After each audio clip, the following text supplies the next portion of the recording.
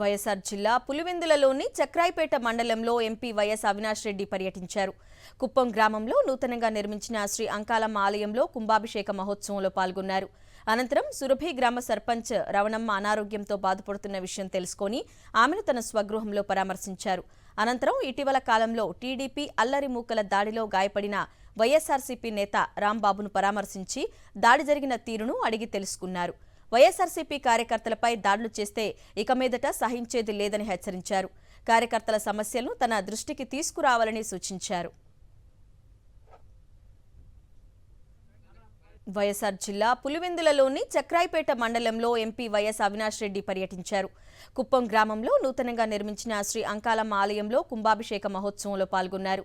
అనంతరం సురభి గ్రామ సర్పంచ్ రవణమ్మ అనారోగ్యంతో బాధపడుతున్న విషయం తెలుసుకొని ఆమెను తన స్వగృహంలో పరామర్శించారు.